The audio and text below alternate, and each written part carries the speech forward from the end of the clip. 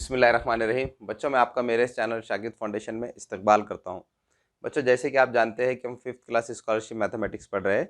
आज हम 5th class scholarship mathematics का जो दूसरा यूनिट है, ऑपरेशंस ऑन नंबर्स, आदात पर अमल, इस दूसरे यूनिट का जो आखिरी सबक है, आदात के आद को बच्चों जुज़्व ज़रबी भी कहा जाता है। तो आज हम दूसरे यूनिट का जो ये आखिरी सबक है, आदात के आद और ज़ीफ़ और तकसीम पजीरी की कसौटियाँ, factors and multiples of numbers and test of divisibility. तो आज हम क्या करने वाले हैं, इस दूसरे यूनिट का जो आखिरी सबक है, इस सबक की जो बुनियादी मालूमात है उसको डिटेल में समझने वाले हैं। फिर हम अगले वीडियो में इस सबक की जो बुनियादी मालूमात है उसको जहन में रखकर फिर इस सबक के जो सवालात हैं उन सवालात को हल करेंगे। ठीक है, तो चलिए बच्चों, हम इस वीडियो की शुरुआत करते हैं। तो सबसे पहले हम ये समझेंगे कि आद जुज़्व ज़रबी किसको कहते हैं। बच्चों, आद या जुज़्व ज़रबी को अंग्रेज़ी में क्या कहा जाता है, फैक्टर, और इसी तरह से आद को अंग्रेज़ी में डिवाइज़र भी कहा जाता है। ठीक है, तो सबसे पहले हम क्या करेंगे, सबसे पहले हम ये समझेंगे कि आद किसको कहते हैं। ठीक है बच्चों, आद किसको कहते हैं, इसको मैंने बहुत ही आसान ज़बान में यहाँ पर लिखा है। आप इसको अगर पढ़ लेंगे तो आप आसानी से समझ जाएंगे कि आद किसको कहते हैं। ठीक है, तो बच्चों, आद किसको कहा जाता है, वो अदद जो दिए हुए अदद को पूरा तकसीम करता है उसे आद कहते हैं। ठीक है, तो बच्चों, वो अदद जो किसी अदद को पूरी तरह से तकसीम कर देता है तो उस अदद को क्या कहा जाता है, आद कहा जाता है, फैक्टर कहा जाता है। बच्चों, आद किसे कहते हैं, इसको मैं आपको एक एग्जाम्पल की मदद से समझा देता हूँ। फ़र्ज़ कीजिए बच्चों, अगर हमें 16 को 2 से तकसीम करना हो तो 16 को 2 से तकसीम करने पर क्या जवाब आएगा। देखिए, अगर यहाँ पर हम 16 को 2 से तकसीम करते हैं तो 2 अट्ठी 16 होते हैं, 2 अट्ठी 16। अब हम ये तफरीक कर लेंगे। बच्चों, यहाँ पर आप देख सकते हैं कि 16 को 2 से तकसीम करने पर जवाब 8 आया है और क्या बचा है, सिफर बचा है। तो इसका मतलब क्या है, इसका मतलब ये है कि 16 ये 2 से पूरी तरह से तकसीम हो गया है। क्योंकि 16 को 2 से तकसीम करने पर बाकी सिफर आ रहा है, तो इसका मतलब ये है कि 16 2 से पूरी तरह से तकसीम हो गया है। तो इस तरह अब हम यहाँ पर ये कह सकते हैं कि 2 ये 16 का क्या है, आध है, फैक्टर है। क्योंकि 16 2 से पूरी तरह से तकसीम हो रहा है, इसलिए 2 16 का क्या होगा, आध होगा, फैक्टर होगा। ठीक है, इसी तरह से बच्चों 16 के और भी दूसरे आध है। जैसे 16 का एक आध है, एक एक भी जो है 16 को पूरी तरह से तकसीम कर सकता है। इसी तरह से 16 का 2 ये भी आध है। इसी तरह से 16 का एक और आध है, 4। इसी तरह से 16 का एक आध है, 8। इसी तरह से 16 का एक और आध है, 16।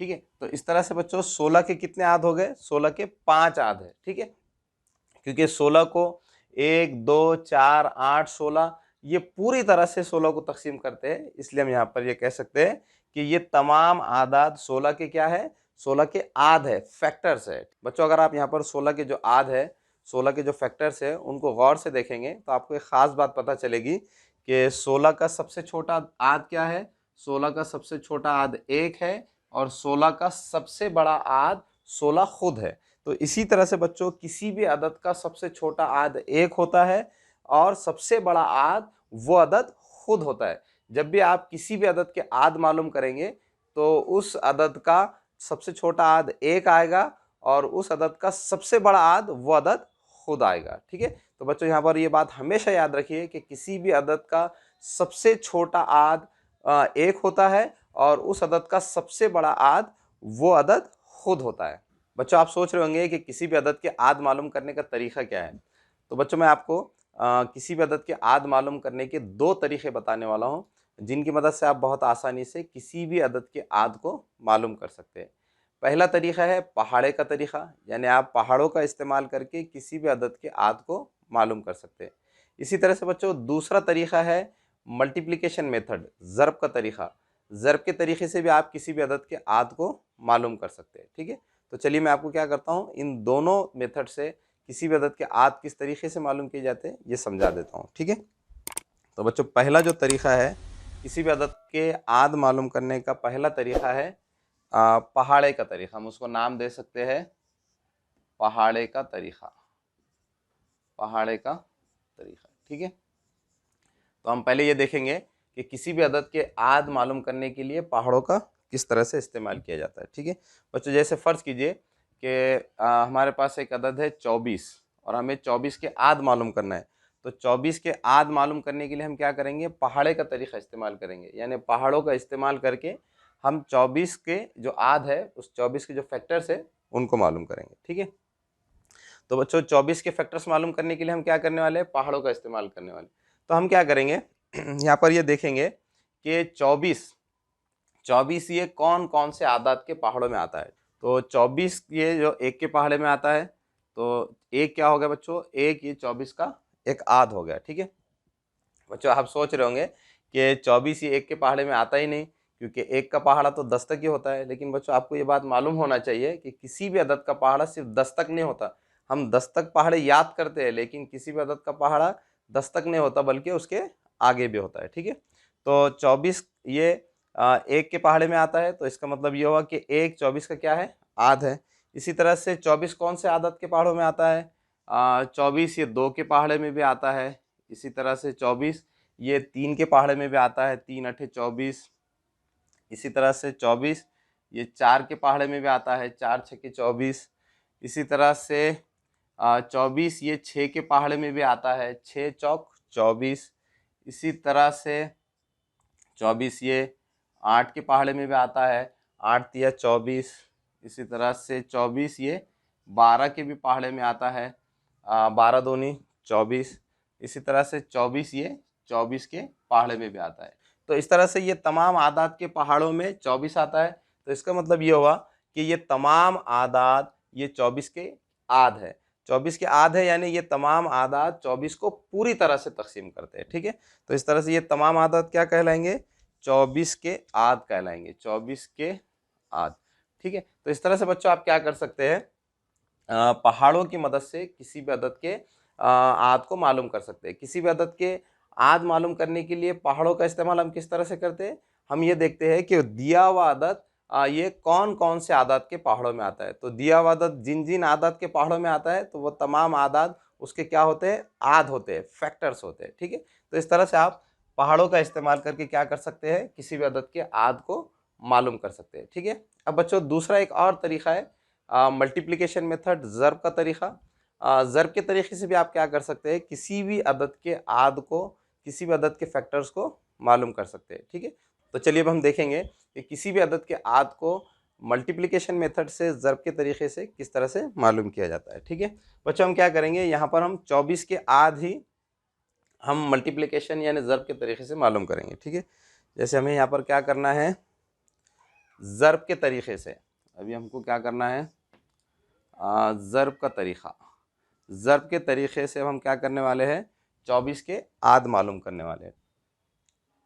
24 के आद ज़र्ब के तरीक़े से मालूम करने के लिए हम क्या करेंगे, हम ये देखेंगे कि कौन कौन से दो आदाद है जिनको ज़र्ब करने से 24 अदद हासिल होता है। ठीक है, तो इसके लिए बच्चों हम क्या करने वाले हैं, एक से स्टार्ट करने वाले हैं। ठीक है, तो आप भी क्या करेंगे, हमेशा किसी भी अदद के आद ज़र्ब के तरीके से मालूम करने के लिए हमेशा क्या करेंगे, एक से स्टार्ट करेंगे, एक से शुरुआत करेंगे। ठीक है, तो 1 और 24 इन दोनों आदाद को ज़र्ब करने से 24 ये अदद हासिल होता है। तो इसका मतलब क्या है कि 1 और 24 ये 24 के क्या है, आद है, फैक्टर्स है। ठीक है, इसी तरह से बच्चों एक के बाद 2 आता है, तो 2 और 12 को ज़र्ब करने से, 2 और 12 को ज़र्ब करने से 24 ये अदद हासिल होता है। तो इस तरह से 2 और 12 ये दोनों आदाद भी 24 के क्या कहलाएंगे, आद कहलाएंगे, फैक्टर्स कहलाएंगे। ठीक है, अब 2 के बाद 3 आता है, 3 और 8 को ज़र्ब करने से 24 ये अदद हासिल होता है। तो इसका मतलब ये है कि 3 और 8 ये 24 के क्या होंगे, फैक्टर्स होंगे, आद होंगे। ठीक है, इसी तरह से 3 के बाद 4 आता है, तो 4 को 6 से ज़र्ब करने पर, 4 और 6 को ज़र्ब करने पर 24 ये अदद हासिल होता है। तो इस तरह से 4 और 6 भी 24 के क्या होंगे, आद होंगे, फैक्टर्स होंगे। तो इस तरह से बच्चों यहाँ पर हमने 24 के तमाम आद मालूम कर लिए हैं। 24 के आद है 1 2 3 4 6 8 12 24। ठीक है बच्चों, हो सकता है कि आप में से किसी के जहन में ये बात आ रही हो कि हमें कैसे पता चलेगा कि यहाँ पर 24 के तमाम आद मालूम हो गए हैं। ठीक है, तो बच्चों ये मालूम करने के लिए कि दिए हुए अदद के तमाम आद मालूम हो गए हैं या नहीं, मैं आपको एक ट्रिक बता देता हूँ जिसकी मदद से आप आसानी से मालूम कर सकेंगे कि दिए हुए अदद के तमाम आद मालूम हो गए हैं या नहीं। ठीक है, जैसे बच्चों मैंने आपको शुरू में कहा था कि 24 के आद मालूम करने के लिए हम क्या करेंगे, 1 से शुरुआत करेंगे। ठीक है, तो इसी तरह से आप क्या करेंगे, किसी भी अदद के आद मालूम करने के लिए क्या करेंगे, 1 से शुरुआत करेंगे। ठीक है, जैसे 24 के आद मालूम करने के लिए हमने कहाँ से शुरुआत की, 1 से शुरुआत की, और 1 से शुरुआत करके हम कहाँ पहुँच गए, 24 पर पहुँच गए। 1 के बाद ये 2 आता है, 2 के आगे 3, 3 के आगे 4, फिर 4 के आगे 6, 6 के आगे 8, 8 के आगे 12 और 12 के आगे 24। ठीक है, तो इस तरह से 24 की आद मालूम करने के लिए हमने 1 से शुरुआत की और 24 पर पहुंच गए। ठीक है, तो इस तरह से अब हम यहाँ पर ये कह सकते हैं कि यहाँ पर 24 के तमाम आद मालूम हो गए। तो इसी तरह से बच्चों किसी भी अदद के आद मालूम करने के लिए आप क्या करेंगे, 1 से शुरुआत करेंगे और 1 से शुरुआत करके उस अदद तक जाएंगे। अगर आप 1 से शुरुआत करके उस अदद पर पहुंच जाते हैं तो इसका मतलब यह है कि उस अदद के तमाम आद मालूम हो गए। ठीक है, तो इस तरह से बच्चों आप किसी भी अदद के आद मालूम करने के लिए ये 2 तरीक़े इस्तेमाल कर सकते हैं। एक तरीक़े का नाम है पहाड़े का तरीक़ा और दूसरे तरीक़े का नाम है ज़र्ब का तरीक़ा। बच्चों हो सकता है कि आपको अगर ज़र्ब के तरीक़े में कोई कन्फ्यूजन हो रहा है तो आप क्या करें, पहाड़े का तरीक़ा इस्तेमाल करें। पहाड़े के तरीक़े से भी आप आसानी से किसी भी अदद के आद मालूम कर सकते हैं और ज़र्ब के तरीक़े से भी आप किसी भी अदद के आद मालूम कर सकते हैं। बच्चों मैं इस वीडियो के डिस्क्रिप्शन बॉक्स में एक वीडियो की लिंक दूंगा जिसमें मैंने डिटेल में एक्सप्लेन किया है कि किसी भी अदद के आद का क्या मतलब होता है और किसी भी अदद के आद मालूम करने के कौन से तरीक़े हैं। ठीक है, अगर आप बच्चों वो वीडियो को देख लेंगे तो आप और अच्छी तरह से समझ जाएंगे कि आद किसे कहते हैं और आद किस तरीक़े से मालूम किए जाते हैं। तो चलिए बच्चों हम ये समझेंगे कि किसी भी अदद के अज़ाफ़ यानी मल्टीपल्स का क्या मतलब होता है। ठीक है, बच्चों यहाँ पर मैंने अज़ाफ़ का क्या मतलब होता है इसको लिखा है। अगर आप इसको पढ़ लेंगे तो आप बहुत आसानी से किसी भी अदद के अज़ाफ़ का क्या मतलब होता है उसको समझ जाएंगे। ठीक है, अज़ाफ़ का क्या मतलब होता है बच्चों, अज़ाफ़ किसी भी अदद को गिनती के आदाद से ज़र्ब करने पर जो आदाद हासिल होते हैं उन्हें अज़ाफ़ कहते हैं। ठीक है बच्चों, अगर आप इसको थोड़ा सा गौर से पढ़ेंगे तो आप बहुत आसानी से समझ जाएंगे कि अज़ाफ़ का क्या मतलब है। ठीक है बच्चों, यहाँ पर वो क्या करें कि किसी अदद को गिनती के आदाद से ज़र्ब करने पर जो आदाद हासिल होते हैं उन्हें अज़ाफ़ कहते हैं। गिनती के आदाद का क्या मतलब होता है बच्चों, गिनती के आदाद यानी वो आदाद जो 1 से शुरू होते हैं, 1, 2, 3 और इसी तरह से गिनती के आदाद आगे बढ़ते ही चले जाते हैं। तो अज़ाफ़ यानी वो आदाद जो किसी अदद को गिनती के आदाद से ज़र्ब करने पर हासिल होते हैं। ठीक है बच्चों, हम इसको एक एग्जाम्पल से समझ लेंगे। फ़र्ज़ कीजिए बच्चों हमारे पास एक अदद है 7। ठीक है, अब अगर हमें 7 के अज़ाफ़ मालूम करना हो तो हमको क्या करना होगा, 7 के अज़ाफ़ मालूम करने के लिए हमको 7 को गिनती के आदाद से ज़र्ब करना होगा। जैसे अगर हम 7 को 1 से ज़र्ब करेंगे तो क्या हासिल होगा, 7 ये अदद हासिल होगा। इसी तरह से 7 को 2 से ज़र्ब करने पर 14 ये अदद हासिल होगा। इसी तरह से 7 को 3 से ज़र्ब करने पर 21 ये अदद हासिल होगा। इसी तरह से 7 को 4 से ज़र्ब करने पर 28 ये अदद हासिल होगा। इसी तरह से बच्चों अगर हम 7 को गिनती के आदाद से ज़र्ब करते चले जाएंगे तो हमको 7 को गिनती के आदाद से ज़र्ब करने पर जो आदाद हासिल होंगे तो उन आदाद को हम क्या कहेंगे, 7 के अज़ाफ़ कहेंगे। ठीक है, जैसे ये जो आदाद है यहाँ पर आप देख सकते हैं कि यहाँ पर ये जो आदाद है 7, 14, 21, 28 और इसी तरह से आगे भी हमको बहुत सारे आदाद हासिल हो सकते हैं।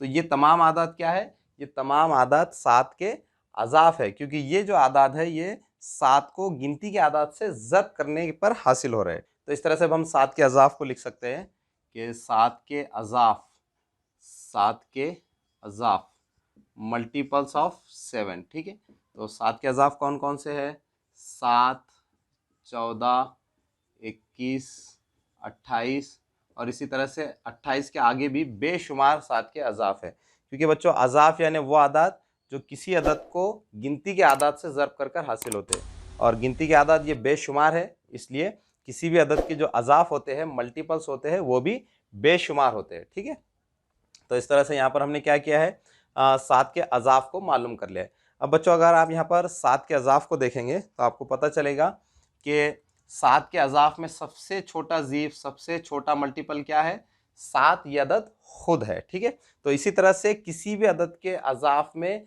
सबसे छोटा जो ज़ीफ़ होता है, सबसे छोटा जो मल्टीपल होता है वो अदद खुद होता है। ठीक है, इसी तरह से बच्चों 7 के अज़ाफ में, 7 के मल्टीपल्स में 7 का जो सबसे बड़ा ज़ीफ है, सबसे बड़ा जो मल्टीपल है, वो यहाँ पर मालूम नहीं किया जा सकता, क्योंकि 7 की जो अज़ाफ है ये बेशुमार है। ठीक है, तो इस तरह से यहाँ पर हम ये कह सकते हैं कि एक 7 का जो सबसे बड़ा ज़ीफ है, सबसे बड़ा जो मल्टीपल है, वो मालूम नहीं किया जा सकता। ठीक है, इसी तरह से बच्चों किसी भी अदद के अज़ाफ में जो सबसे बड़ा मल्टीपल होता है, सबसे बड़ा मल्टीपल ये मालूम नहीं किया जा सकता, क्योंकि किसी भी अदद के जो मल्टीपल्स होते हैं, किसी भी अदद के जो अज़ाफ होते हैं, वो बेशुमार होते हैं, लातादाद होते हैं।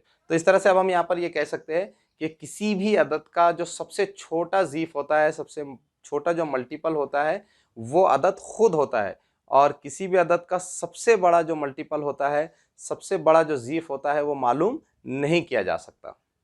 तो चलिए बच्चों, हम इस वीडियो का जो अगला टॉपिक है उसको समझ लेते हैं। हमारे इस वीडियो का अगला टॉपिक है तक़सीम पज़ीरी की कसौटियाँ, टेस्ट ऑफ डिविजिबिलिटी। बच्चों, तक़सीम पज़ीरी की कसौटियाँ क्या है, ये तो आप पहले से ही जानते हैं, क्योंकि आपके सिलेबस में ये है।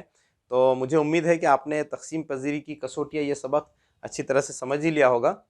लेकिन फिर भी हम इस वीडियो में तक़सीम पज़ीरी की कसौटियाँ क्या होती है, इसको डिटेल में समझेंगे। ठीक है बच्चों, तक़सीम पज़ीरी की कसौटियों की मदद से हम क्या करते हैं, तक़सीम पज़ीरी की कसौटियों की मदद से हम किसी भी अदद को बग़ैर तक़सीम किए के ही मालूम कर सकते हैं कि वो अदद पूरी तरह से तक़सीम होता है या नहीं। ठीक है, तक़सीम पज़ीरी की कसौटी की मदद से हम क्या करते हैं, तक़सीम पज़ीरी की कसौटियों की मदद से हम ये मालूम करते हैं कि दिया हुआ अदद ये किसी अदद से पूरा तक़सीम होता है या नहीं। तो चलिए बच्चों, सबसे पहले हम 2, 4 और 8 इन तीनों आदात से तक़सीम पज़ीरी की कसौटियाँ क्या है, इसको समझ लेते हैं। ठीक है, तो हम सबसे पहले क्या करेंगे, 2 से तक़सीम पज़ीरी की कसौटी क्या है, इसको समझेंगे। ठीक है बच्चों, 2 से तक़सीम पज़ीरी की कसौटी ये है कि अगर किसी अदद के इकाई के मकाम पर यूनिट प्लेस पर अगर 0, 2, 4, 6 या 8 इन 5 हिस्सों में से कोई एक हिस्सा हो, तो वो अदद 2 से पूरा तक़सीम होता है। ठीक है, मिसाल के तौर पर बच्चों, अगर हमारे पास एक अदद है 774, ठीक है, 774। अब हमें यह देखना है कि ये अदद 2 से पूरा तक़सीम होता है या नहीं। तो हमको क्या करना होगा, इस अदद के इकाई की जगह पर, इस अदद के वंस प्लेस पर, यूनिट प्लेस पर देखना होगा कि कौन सा हिस्सा होगा। जिन आदात के इकाई के मकाम पर 0, 2, 4, 6 या 8 इन 5 हिस्सों में से कोई एक हिस्सा होता है, तो वो अदद 2 से पूरा तक़सीम होता है। तो यहाँ पर आप देख सकते हैं कि इस अदद के इकाई के मकाम पर इन 5 हिस्सों में से एक हिस्सा यानी 4 है, तो इसका मतलब क्या है कि ये अदद 2 से पूरा तक़सीम होता है। ठीक है, तो बच्चों ये है 2 से तक़सीम पज़ीरी की कसौटी। 2 से तक़सीम पज़ीरी की कसौटी क्या है कि किसी अदद के इकाई के मकाम पर अगर इन 5 हिस्सों में से कोई एक हिस्सा हो, तो वो अदद 2 से पूरा तक़सीम होता है। ठीक है, तो इस तरह से ये हुई 2 से तक़सीम पज़ीरी की कसौटी। अब बच्चों हम क्या करेंगे, 4 से तक़सीम पज़ीरी की कसौटी क्या है, इसको समझेंगे। ठीक है, तो पहले मैं ये थोड़ा बोर्ड साफ कर लेता हूँ।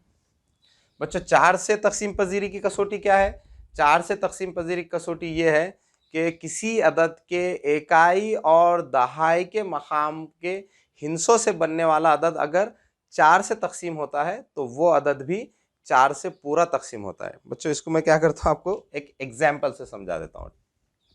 जैसे बच्चों, फ़र्ज़ कीजिए कि हमारे पास एक अदद है 812। अब हमें यह देखना है कि ये अदद 4 से पूरा तक़सीम होता है या नहीं। तो हमको क्या करना होगा, हमको सिर्फ ये देखना होगा कि इस अदद के इकाई और दहाई के हिस्सों से बनने वाला जो अदद है, वो 4 से पूरा तक़सीम होता है या नहीं। तो यहाँ पर आप देख सकते हैं कि इस अदद में इकाई और दहाई के हिस्सों से बनने वाला जो अदद है वो 12 है, और आप जानते हैं कि 12 ये 4 से पूरा तक़सीम होता है। तो इसका मतलब क्या हुआ कि 812 ये अदद भी 4 से पूरा तक़सीम होगा।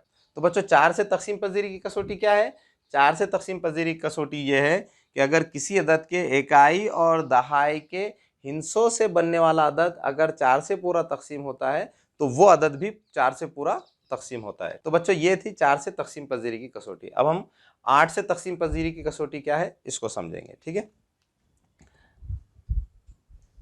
बच्चों, 8 से तक़सीम पज़ीरी की कसौटी क्या है, 8 से तक़सीम पज़ीरी की कसौटी ये है कि किसी अदद के इकाई, दहाई और सैकड़े के मकाम पर जो हिस्से है, तो उन हिस्सों से बनने वाला अदद अगर 8 से पूरा तकसीम होता है तो वो अदद भी 8 से पूरा तकसीम होता है। ठीक है, इसको भी हम बच्चों एक एग्जाम्पल से समझ लेंगे। फर्ज कीजिए बच्चों, हमारे पास एक अदद है 5896। ठीक है बच्चों, हमको ये देखना है कि 5896 ये 8 से पूरा तकसीम होता है या नहीं। तो इसके लिए क्या करना होगा बच्चों, हमको सिर्फ ये देखना होगा कि इस अदद में इकाई, दहाई और सैकड़ा के मकाम पर जो हिस्से हैं उनसे बनने वाला जो अदद है 896, ये अदद 8 से पूरा तकसीम होता है या नहीं। अगर इस अदद में इकाई, दहाई और सैकड़े के मकाम पर जो हिस्से हैं उनसे बनने वाला अदद अगर 8 से पूरा तकसीम हो जाता है तो इसका मतलब ये होगा कि ये पूरा अदद यानी 5896 भी 8 से पूरा तकसीम होगा। ठीक है, तो हम क्या करेंगे, ये मालूम करने के लिए कि ये पूरा अदद यानी 5896 ये 8 से पूरा तकसीम होता है या नहीं, इसके लिए हम क्या करेंगे, सिर्फ 896 को 8 से तकसीम कर कर देखेंगे। ठीक है, 896 इसको हमको क्या करना है, 8 से तकसीम करना है। तो 8 एकन 8, ये आ जाएगा सिफर। अब ये 9 को तकसीम करना है तो इसको यहाँ नीचे लिखेंगे, 8 एकन 8, ये 1 बचेगा। अब 6 को तकसीम करना है तो उसको यहाँ लिखेंगे, 8 दूनी 16 होते हैं। तो इस तरह से आप यहाँ देख सकते हैं कि 896 को हमने यहाँ पर 8 से तकसीम किया है, तो 896 ये 8 से पूरी तरह से तकसीम हो गया है, क्योंकि बाकी क्या आया है, सिफर आया है। तो इसका मतलब क्या हुआ कि 5896 भी 8 से पूरा तकसीम होगा। तो इस तरह से बच्चों हमको दिया हुआ अदद 8 से पूरा तकसीम होता है या नहीं ये मालूम करने के लिए सिर्फ क्या करना होगा, उस अदद के इकाई, दहाई और सैकड़े के मकाम पर जो हिस्से उनसे बनने वाले अदद को 8 से तकसीम करके देखना होगा। अगर इकाई, दहाई और सैकड़े के हिस्सों से बनने वाला अदद अगर 8 से पूरा तकसीम हो जाता है तो इसका मतलब ये होगा कि वो पूरा अदद वो भी 8 से पूरा तकसीम होगा। तो इस तरह से बच्चों ये है 8 की तकसीम पजीरी की कसौटी। ठीक है बच्चों, मुझे उम्मीद है कि आपको 2, 4 और 8 की तकसीम पजीरी की कसौटियाँ क्या है ये अच्छी तरह से समझ में आ गए होंगे। तो चलिए बच्चों, हम 3, 6, 9 इन आदात से तकसीम पजीरी की कसौटी का क्या मतलब है इसको समझते हैं। ठीक है, तो सबसे पहले हम 3 से तकसीम पजीरी की कसौटी का क्या मतलब है इसको समझते हैं। 3 से तकसीम पजीरी की कसौटी ये है कि अगर किसी अदद के तमाम हिस्सों की जमा अगर 3 से तकसीम पजीर होती है तो वो अदद भी 3 से तकसीम पजीर है। ठीक है, जैसे बच्चों फ़र्ज़ कीजिए हमारे पास एक अदद है 123, 123। अब बच्चों हमको ये देखना है कि ये अदद 3 से पूरा तकसीम होता है या नहीं। तो इसके लिए हमको क्या करना होगा, इसके तमाम हिस्सों की जमा करना होगी। तो इस अदद में जो हिस्से उनकी हम जमा कर लेंगे, 1 + 2 + 3। इस अदद में जितने भी हिस्से उनकी जमा करने पर कौन सा अदद आएगा, 6। ठीक है, अब बच्चों आप जानते हैं कि 6 ये अदद 3 से पूरा तकसीम होता है। तो इसका मतलब क्या है कि 123 भी 123 भी ये 3 से पूरी तरह से तकसीम होगा। तो बच्चों 3 से तकसीम पजीरी कसौटी क्या है, 3 से तकसीम पजीरी कसौटी ये है कि अगर किसी अदद के तमाम हिस्सों की जमा अगर 3 से पूरा तकसीम होती है तो वो अदद भी 3 से पूरा तकसीम होता है। अब हम बच्चों 6 से तकसीम पजीरी की कसौटी क्या है इसको समझेंगे। 6 से तकसीम पजीरी की कसौटी ये है कि अगर कोई अदद 2 और 3 से पूरा तकसीम होता है तो वो अदद 6 से भी पूरा तकसीम होता है। ठीक है, जैसे बच्चों फ़र्ज़ कीजिए कि हमारे पास एक अदद है 534, 534। अब हमें ये देखना है कि ये अदद 6 से पूरा तकसीम होता है या नहीं। तो इसके लिए हमको क्या करना होगा, हमको ये देखना होगा कि ये अदद 2 और 3 से तकसीम होता है या नहीं। ठीक है, अगर ये अदद 2 और 3 से तकसीम होता है तो इसका मतलब ये होगा कि ये अदद 6 से भी पूरा तकसीम होता है। ठीक है, अब बच्चों यहाँ पर हम ये देखेंगे कि ये अदद 2 से तकसीम होता है या नहीं। 2 से तकसीम पजीरी की कसौटी क्या है कि अगर किसी अदद के आखिर में सिफर, 2, 4, 6 या 8 इन हिस्सों में से कोई एक हिस्सा हो तो वो अदद 2 से पूरा तकसीम होता है। तो यहाँ पर आप देख सकते हैं कि इस अदद में आखिर में इकाई की जगह पर 4 है, इन हिस्सों में से एक हिस्सा है, तो इसका मतलब ये 2 से पूरा तकसीम होगा। अब हम ये देखेंगे कि ये अदद 3 से तकसीम पजीर है या नहीं।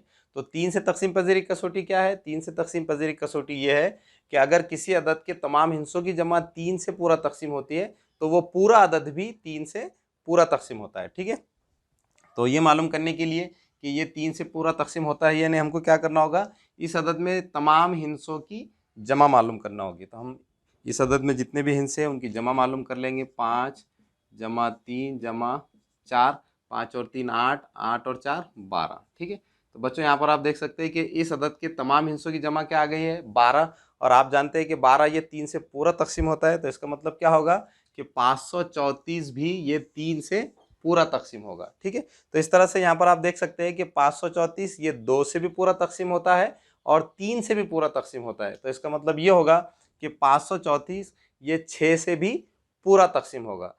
तो बच्चों 6 से तकसीम पजीरी की कसौटी क्या है? 6 से तकसीम पजीरी की कसौटी ये है कि अगर कोई अदद 2 से और 3 से, इन दोनों आदात से पूरा तकसीम होता है तो वो अदद 6 से भी पूरा तकसीम होता है। ठीक है, अब बच्चों हम 9 से तकसीम पजीरी की कसौटी क्या है इसको समझेंगे। ठीक है बच्चों, 9 से तकसीम पजीरी की कसौटी क्या है? 9 से तकसीम पजीरी की कसौटी ये 3 से तकसीम पजीरी की कसौटी से मिलती जुलती है। 3 से तकसीम पजीरी की कसौटी ये है कि अगर किसी अदद के तमाम हिस्सों की जमा 3 से पूरा तकसीम होती है तो वो पूरा अदद भी 3 से पूरा तकसीम होता है। तो उसी तरह से 9 से तकसीम पजीरी की कसौटी ये है कि अगर किसी अदद के तमाम हिस्सों की जमा अगर 9 से पूरा तकसीम होती है तो वो पूरा अदद भी 9 से तकसीम होता है। ठीक है, इसको हम बच्चों एक एग्जाम्पल से समझ लेंगे। बच्चों फ़र्ज़ कीजिए कि हमारे पास एक अदद है 90,729, 90,729।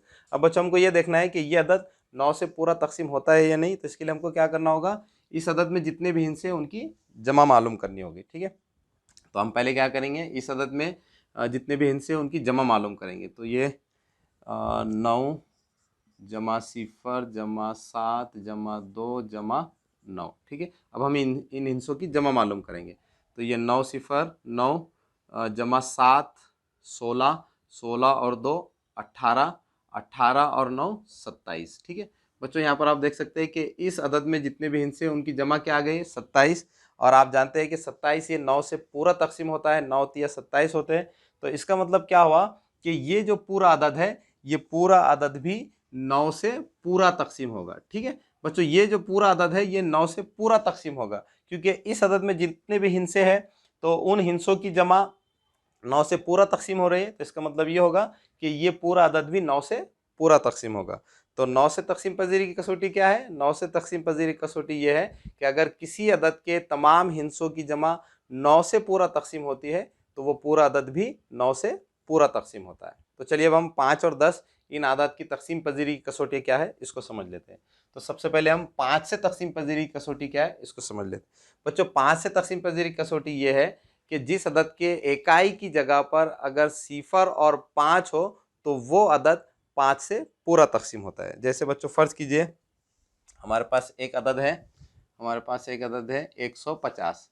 अब बच्चों हमको ये देखना है कि ये अदद 5 से पूरा तकसीम होता है या नहीं, तो हमको क्या करना होगा, हमको सिर्फ ये देखना होगा कि इस अदद के इकाई के मकाम पर 0 या 5 है या नहीं। तो यहाँ पर आप देख सकते हैं कि इस अदद के इकाई के मकाम पर 0 है, तो इसलिए हम यहाँ पर ये कह सकते हैं कि 150 ये 5 से पूरा तकसीम होता है। ठीक है, इसी तरह से बच्चों फ़र्ज़ कीजिए हमारे पास एक अदद है 245। ठीक है, अब बच्चों हमको ये देखना है कि ये अदद 5 से पूरा तकसीम होता है या नहीं। इसके लिए हमको क्या करना होगा, सिर्फ इकाई की जगह पर कौन सा हिस्सा है ये देखना होगा।